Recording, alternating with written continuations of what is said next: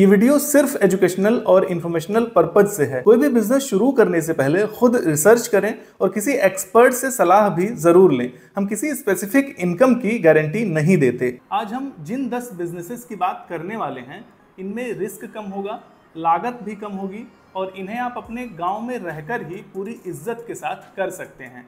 ये 10 business ideas बिल्कुल ही practical होंगे और इनमें से ज्यादातर के बारे में आज से पहले आपने कभी सोचा भी नहीं होगा। वैसे आप गांव में रहते हैं या फिर शहर में, कमेंट में जरूर बताइएगा ताकि आगे से मैं उसी हिसाब से वीडियोस लेकर आऊंगा। पहले बिजनेस की बात कर लेते हैं। अगर आप अपने ब्लॉक, प्रखंड, विकास खंड या पंचायत कार्यालयों में कभी गए होंगे तो आपने कुछ ऐसे लोगों को जरूर देखा होगा जो ना तो इन शासकीय कार्यालयों के कोई कर्मचारी हैं और ना ही किसी पद पर चुनाव लड़कर आए हैं। यहाँ तक कि जनरली ये कोई चुनाव लड़ते भी नहीं हैं, फिर भी इन कार्यालयों में इनका अक्सर आना जाना लगा रहता है। शायद आपको पता ना हो, मगर इन्हीं कार्यालयों के जरिए ये अपना बिजनेस करते हैं। कैसे? देखिए, पंचायतों में या किसी भी सरकारी कार्यालयों में, जैसे तहसीलों में, सरकारी स्कूलों में, पुलिस थानों में, जिन भी सामानों की ज़रूरत होती है उन्हें मार्केट से यूं ही नहीं लिया जाता। इनका एक स्पेसिफाइड तरीका होता है जिसे फॉलो करना होता है। आप सोच रहे होंगे कि कैसे सामान? जैसे आपने देखा होगा आजकल पंचायतों में सड़क बनाने के लिए इंटरलॉकिंग ब्रिक्स यूज़ किए जा रहे हैं, आरसीसी रोड्स बनाने के लिए कंक्रीट, सीमेंट, पानी की निकासी के लिए सीमेंट वाली मोटी पाइप्स, ऐसे ही अन्य कार्यों के लिए तमाम मटेरियल्स यूज़ किए जाते हैं। इनके अलावा कार्यालयों में स्टेशनरी, फर्नीचर, इलेक्ट्रॉनिक आइटम्स व बहुत कुछ खरीदना होता है। यही लोग इन कार्यालयों को इन सामानों की सप्लाई करते हैं। इसके लिए गवर्नमेंट ई मार्केट प्लेस यानी कि जेम पोर्टल पर रजिस्ट्रेशन करना होता है। आप भी जेम पोर्टल पर अपना रजिस्ट्रेशन करके सरकारी विभागों को विभिन्न तरह के सामानों की सप्लाई कर सकते हैं। इस काम में संभावनाएं हो सकती हैं, लेकिन आपको सरकारी विभागों के संपर्क में रहना होगा। अब आज के हमारे दूसरे बिजनेस की बात कर लेते हैं। कई सारी रिपोर्ट्स के मुताबिक आज भी गांव की 50% से भी कम महिलाएं ही अपने मासिक धर्म में सैनिटरी पैड्स का इस्तेमाल करती हैं। इसके मुख्य कारणों में जागरूकता की कमी के साथ ही ब्रांडेड पैड्स की कीमतें भी एक कारण हैं। एक सस्ती मशीन से आप गांव में ही सैनिटरी पैड्स बनाने का काम शुरू कर सकते हैं। इसकी बिक्री व जागरूकता बढ़ाने के लिए आप अपने गांव की महिलाओं को अपने साथ जोड़ सकते हैं। वे घर घर जाकर आपके प्रोडक्ट के बारे में लोगों को अवेयर करके उनकी बिक्री करेंगी, जिसमें एक तय कमीशन उन्हें भी मिलेगा।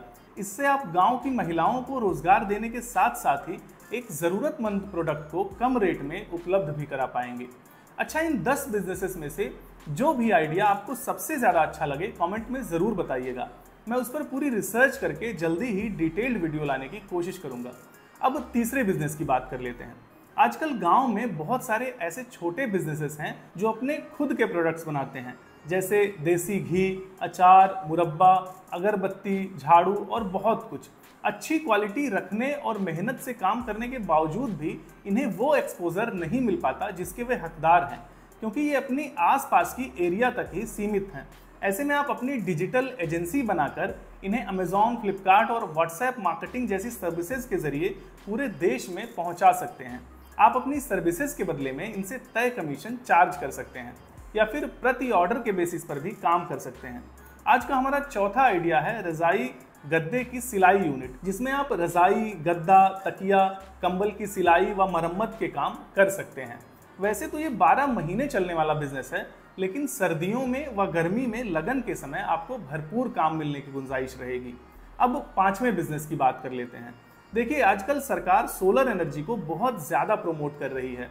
कई सारी स्कीम्स के तहत इन पर अच्छी खासी सब्सिडी भी दी जाती है, लेकिन गांव के किसानों में अभी अवेयरनेस की कमी है। आप सोलर पंप और पीएम सूर्य घर योजना जैसी स्कीम्स के तहत मिलने वाली सब्सिडी के बारे में लोगों को बता सकते हैं, लेकिन इससे आपका कैसे फ़ायदा होगा? देखिए, आप किसी सोलर कंपनी या उनके डिस्ट्रीब्यूटर से जुड़कर संभावित कमीशन मॉडल पर काम कर सकते हैं। इसमें आपकी लागत न के बराबर होगी। अगले बिजनेस की बात करते हैं। देखिए, आप गांव के किसानों से अच्छी क्वालिटी के गेहूं और धान खरीद कर, धान को कुटवा कर, चावल बनाकर और गेहूं का आटा बनाकर अच्छी पैकिंग और देसी ब्रांडिंग के साथ पास के शहर में दुकानों पर सप्लाई कर सकते हैं। इस काम में आपको बेहतर परिणाम मिल सकते हैं अगर क्वालिटी बनाए रखें और भरोसेमंद तरीके से काम करें। हाँ, चावल की पैकिंग नहीं करनी है, क्योंकि शहरों में भी अक्सर लोग लूज में ही चावल लेते हैं। आप एक ही गाड़ी से आटा और चावल दोनों की सप्लाई के लिए निकल सकते हैं। अगले बिजनेस के लिए आपको कम से कम 1 साल का समय देना होगा। अगर आप 10वीं या फिर बायोलॉजी ग्रुप से 12वीं पास हैं तो बहुत अच्छी बात है। आप लाइव स्टॉक इंस्पेक्टर या पैरावेट सर्टिफिकेट कोर्स कर सकते हैं। ये कोर्स आप कुछ स्टेट एग्रीकल्चरल यूनिवर्सिटीज़ जैसे GBPUAT या MPUAAT से कर सकते हैं, या स्टेट गवर्नमेंट द्वारा मान्यता प्राप्त NGO या ट्रेनिंग इंस्टीट्यूट से भी कर सकते हैं। इसके बाद आप गांव में ही मोबाइल पशु चिकित्सा सेवा शुरू कर सकते हैं, जिसमें अच्छी संभावनाएं हैं, क्योंकि गांव में लगभग हर घर में पशुपालन आम बात है। आप बाइक पर ज़रूरी दवाएं रखकर लोगों के घरों पर जाकर पशुओं का प्राथमिक उपचार कर सकते हैं। लेकिन ध्यान रहे, बिना प्रॉपर कोर्स या ट्रेनिंग के ये काम नियमों के खिलाफ होगा, इसलिए ऐसी प्रैक्टिस ना करें। कुछ स्टेट गवर्नमेंट्स ग्रामीण युवाओं को पशु सखी या पशु मित्र जैसी योजनाओं के तहत ट्रेनिंग भी देती हैं। आप उनका भी लाभ उठा सकते हैं। 8वां बिजनेस आइडिया है कंप्यूटर एजुकेशन सेंटर का।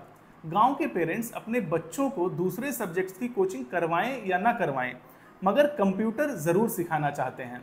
ऐसे में अगर आप 5-7 कंप्यूटर के साथ एक कंप्यूटर टीचर की भी व्यवस्था कर लें, या फिर खुद ही सीखकर बच्चों को कंप्यूटर सिखाना शुरू करें, तो ये एक स्थायी विकल्प बन सकता है।